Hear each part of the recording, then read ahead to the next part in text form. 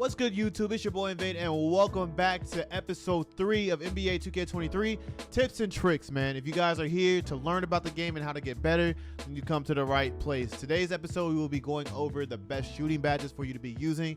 All of you guys know that I am a shooter. Shooters going to shoot, and that's what I do. So you can trust I'm not going to lead y'all astray.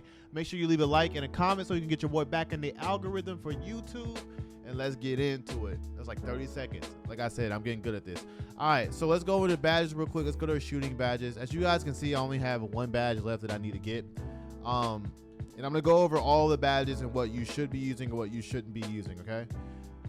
So Claymore is actually a really good badge, but Claymore is gonna be for people that are pretty much standing still. If you're in park, it's that person that's not the primary ball handler. So it's gonna be that person that is sitting in the corner. And if you get a chance to dot them, you're dotting and they're sitting there the entire time. Claymore is going to be a good badge for you guys here. Clutch Shooter, this is only going to be used in Pro-Am, and you really shouldn't even really be using it in Pro-Am like that. You definitely don't need it, but that's what it's going to be used for. Not one of the badges that I would recommend that you're using for sure. Comeback Kid, this can be considered a good thing because it boosts your shooter's mid-range and three-point abilities when trailing in game. Nobody knows if this is attributes or if this is actual, just like it's boosting your shot percentage chance of it going in. So I don't know, but personally myself, I would not put it in. Corner Specialist is going to be another badge that you have for those people that are sitting in the corner, right? If you're playing park, you always get that one guy that's sitting in the corner. As you go and drive, that one dude slides over, leaves him in the corner, you dot him, he gets an open three. Corner Specialist is good for him, okay? Or it might be good for you if you're the guy that's sitting in the corner, all right? Guard Up is a badge that increases the ability to make jump shots when defenders fail to properly contest. I'm going to be honest with you. At one point, I was running this at Hall of Fame, but then I really realized I am not getting the Guard Up badge to pop up often. And maybe when NBA 2K Labs comes out and they do a video on how it pops up and stuff, we'll have more of an understanding of how it works. But I have it at silver because if they do fail to do a good contest, then you want to have the ability for your shot to a better percentage of your shot going back in. So I have it at silver, but that's neither here or there. You could really go without it as well.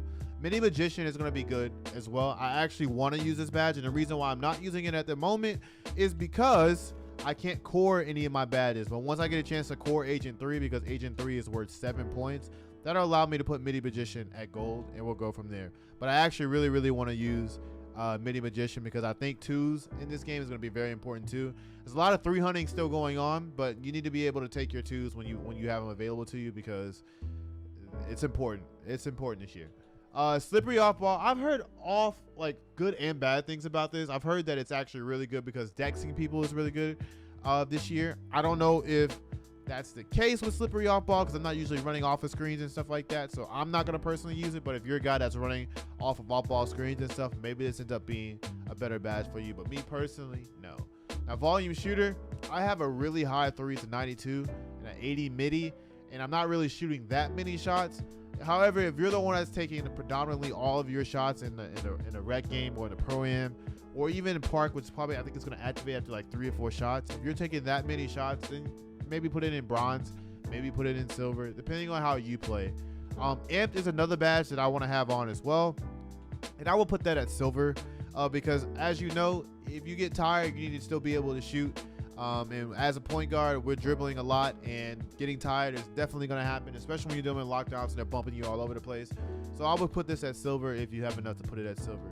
Catch and shoot is a very good badge. The reason why I have it on right now, because I'm actually going to take it down when I get a chance to get everything else where I want it to be, probably to silver. But the reason why I have it on right now is because there are times where I'm not the one with the ball in my hands and somebody else may create a bucket or create an opportunity for me to score. And if they do, I just put it on so that I can have a higher chance to shoot. And it works well for me because these are the badges that I'm just using at the moment. Green Machine is literally that badge this year. Like, if you don't have Green Machine on, I don't know what you're doing with your life. The reason being is because, as you guys well know, it is green or bust. You either green the shot or you miss. And so Green Machine literally activates after you green any one of your shots, and you want to have a higher green window so that you consistently make more shots when you're open, or even if in a bad situation, if you take a shot, you want to have a higher chance to make the shot. And Green Machine on Hall of Fame or even gold is probably the sweet spot. Hall of Fame pushing it over the edge, but Hall of Fame or gold is where you want to put it at. If you can only get it at silver, then that's fine too. But you want to make sure that you can have green machine on, because you want to be giving yourself the highest chance to make a green. And that's basically what this does. Space Creator is really good too. I've battled going back and forth between Catch and Shoot and Space Creator, but I kind of realized that I'm creating enough space on my own right now anyway without Space Creator. And also, nothing's really happening when I do my step backs when I was trying it with Space Creator too. So I'm like, I don't really see the point of using it like that. So that's why I'm not using it and currently using Catch and Shoot. That could be viable to change in the near future. And maybe as I watch more people play and as I play and we get better at the game, because it's only been a couple of days, it may change and Space Creator may end up being a badge that is like a go-to badge. Agent 3 is a must-have badge in this game because it pretty much activates off of everything. If you're dribbling and you shoot, it activates. If you're running and you shoot, it activates. If you do a step back and you shoot, not a step back, a snatch back and you shoot, it activates. So this is just a really good badge. The only time that it doesn't activate is when you're going to limitless range shots. If you end up going to the limitless range area and you try to like fade or shoot or whatever the case, it will not activate. Only limitless range activates. But everything else, it activates. So Agent 3 is a really good badge. Blinders was that badge last year, and so was Deadeye. But in my experience, I have not seen blinders pop up at all. Like, it's popped up maybe 2 or 3 times as I was using it, and I was like, yeah, if it's only popping up 2 or 3 times, I don't see the point of it.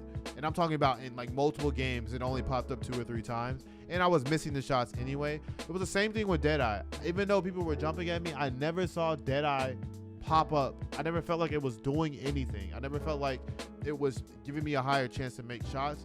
That may be a different thing for other people, but in my experience, and you guys know, I'm a shooter. All right, I know how to handle ball and I'm a shoot. When they're at the side of me and jumping at me, they're still getting 35-40% contest. Why? I have no idea. If they're in the front jumping at me, they're still getting 10, 20, 30% contest, and I don't understand why that's happening. So I just took it off because I don't know if it needs to be buffed or if I'm doing something wrong with it. And we'll wait until NBA 2K Labs gets a chance to see it and mess with it to determine if it's actually a good badge or not. But off rip, I'm telling you guys, I don't think these are the badges that you should be using this year. I think you just have to have IQ to take good shots. Like, make sure that you're taking good shots, open shots, to be able to cash in on the stuff that you're missing. Limitless, or the stuff that's open. Limitless range is a really good badge too. Obviously because it increases the range of where you can shoot from, and that opens up the court. Whether you're in rec, whether you're in pro-am, whether you are in park, it opens up the court and allows for more things to happen. Because let's say you're dribbling down the court right now, or you're just dribbling down the court, right? As you're dribbling down the court and they pick you up, or these guys sitting at a 3-point line, right? He's sitting at the 3-point arc, right? Well, as soon as you cross that half court line at gold, you're now a threat. I know you might be like, no, you're not, Vade. Yes, you are. As soon as you cross that half court line, you're now a threat. So if they're just sitting at the 3-point arc or whatever, shoot that hoe and light them up, right? Once they realize that you can do that, now the whole game is opened up, because your center comes and sets you a screen. Their center, especially if he has brick wall, their center now has to come meet you halfway across the freaking court in order for you to contest. And their guard is not going to deal with what a center could do after he rolls or whatever the case may be. So it just opens up so many more opportunities where the center and the defender has to make a decision. Are they going to give up the 3 and let you shoot, or are they going to play the role?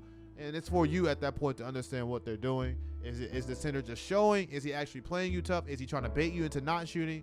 Like that type of stuff. You need to be able to understand those points. But being able to shoot from far really opens up the court. And as you know, there could be more rotations from the defender who's in the corner guarding that guy. He might rotate to the center. If you rotate to the center, you got to make sure you dot the corner. This is why pass accuracy is very, very important as well. And then also, if that might not be the case either, they might rotate. You just got to be able to read what's going on. But being able to have this at gold is amazing as a badge this year. So what my badge count, or not my badge count, what this would actually look like once I finish everything and I'm able to put Agent 3s on my core gold as a gold, I will have guard up at silver. I will have catch and shoot at silver, and I'll probably have amped at silver because this will free up 7 points, right? So, and I have 1 now. So once I put this, it'll free up 7 points. I'll put amped at silver, which will be 4. And that'll take me down to 3 points. And then I'll put Midi Magician here. And I'll probably leave Space Creator off, or I might take off Catch and Shoot and put space creator at silver. It's all dependent on how I feel. And then if I feel like amped is not really doing anything, although I do think it actually is a really good badge, then I'll take off amped and I'll put on space creator. But yeah, it's probably gonna be guard up here, catch and shoot here, midi magician 3, and bam. Oh, and then amped, boom. And then so it'll be silver, silver, silver, Hall of Fame, gold, gold, gold. And that's gonna be it. So that's gonna be it for this video, man. I hope you guys enjoy it. Gameplay is coming very, very soon. I know you guys have been asking me for like dribble tutorials and shooting tutorials and all of that. We're gonna go over how to shoot better in the next video, what you should be changing, what your settings should be on to be able to shoot better. I'm now getting to the point where I'm shooting right around 55 to 60% from the 3-point line now. So I'm getting to the point where I'm starting to understand a lot more how to shoot. And a lot of it, like I said, just comes from taking open shots. But there are some settings that you can make that'll allow you to shoot a lot better and understanding where you need to shoot. So with that being said, I will see you guys in the next video, which will be tomorrow. We'll have that dropped and we'll get that ready to go. Outside of that, catch y'all soon.